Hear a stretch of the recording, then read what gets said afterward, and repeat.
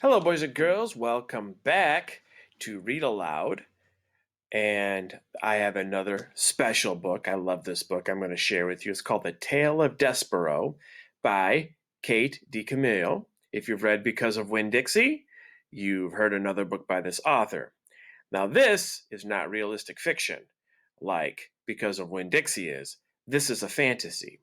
In fantasy stories, you may have princes, princesses, kings, queens, dragons, but most importantly of all, fantastic animals, talking animals, animals acting like humans. And you're going to see a lot of that in this story. And you also might notice a gold medal on the cover of this book. This book is a John Newbery Medal Award winner. What does that mean? What that means is for the year this book was published in 2003, it received an award for the most distinguished contribution to American literature for children. So, in other words, it received a reward for being a very good book for kids to read. So, here we go. The Tale of Despereaux. I'm going to read the first two chapters today.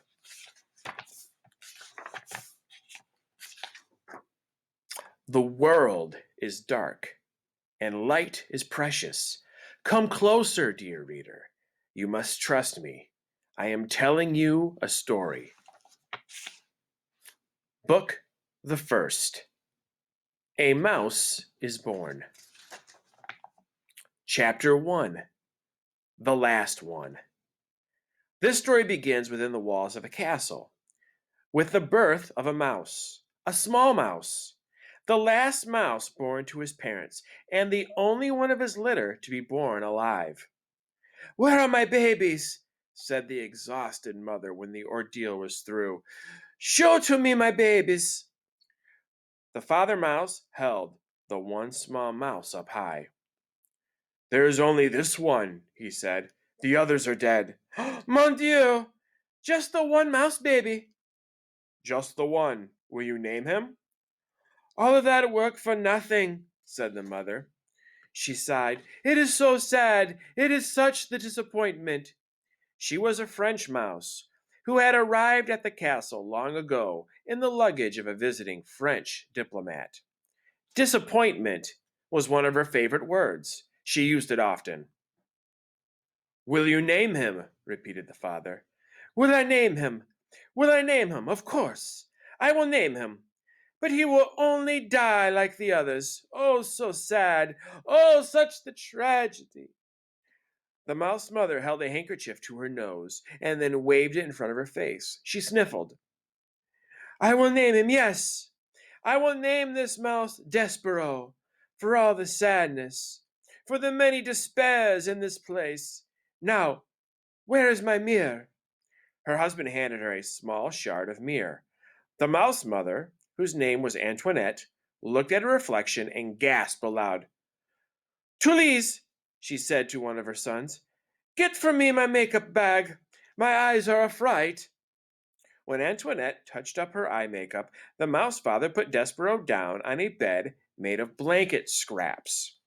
The April sun, weak but determined, shone through a castle window and from there squeezed itself through a small hole in the wall and placed one golden finger on the little mouse. The other mice children gathered around to stare at Despereaux. "His ears are too big," said his sister Merlot. "Those are the biggest ears I've ever seen." "Look," said a brother named Furlough. "His eyes are open. Pa, his eyes are open. They shouldn't be open." It is true. Despereaux's eyes should not have been open, but they were. He was staring at the sun reflecting off his mother's mirror. The light was shining onto the ceiling in an oval of brilliance, and he was smiling up at the sight. "There's something wrong with him," said the father. "Leave him alone." Despereaux's brothers and sisters stepped back, away from the new mouse. "This is the last," proclaimed Antoinette from her bed. "I will have no more mice babies. They are such the disappointment. They are hard on my beauty. They ruin for me My looks!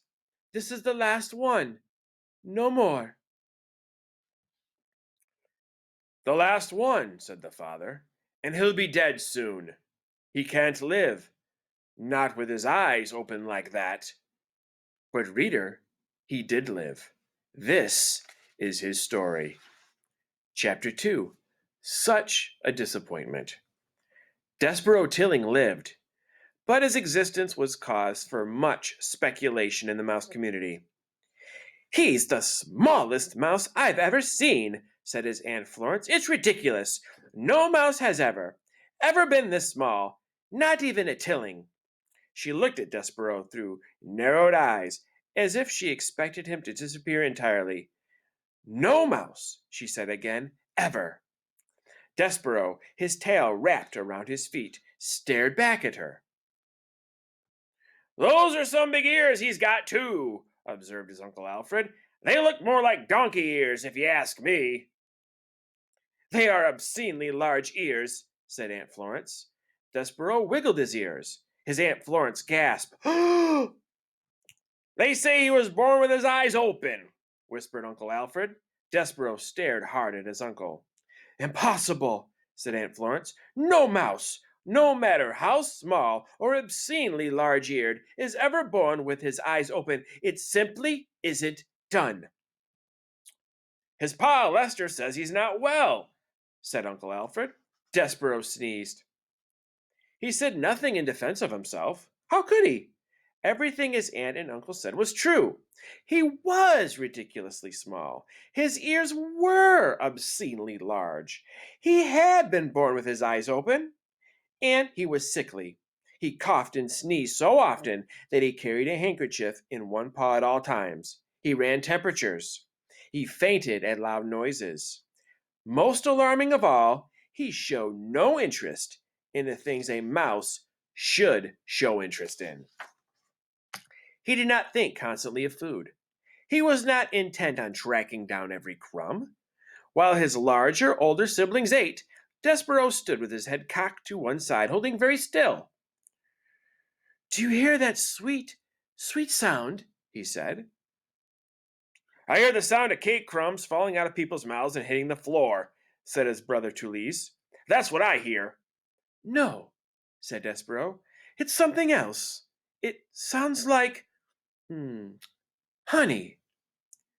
"You might have big ears," said Tulise, "but they're not attached right to your brain. You don't hear honey, you smell honey. And when there's honey to smell, which there isn't—" "Son," barked Despereaux's father, "snap to it. Get your head out of the clouds and hunt for crumbs." "Please," said his mother, "look for the crumbs. Eat them to make your mamma happy. You are such the skinny mouse. You are a disappointment to your mamma." "Sorry," said Despereaux. He lowered his head and sniffed the castle floor. But reader, he was not smelling.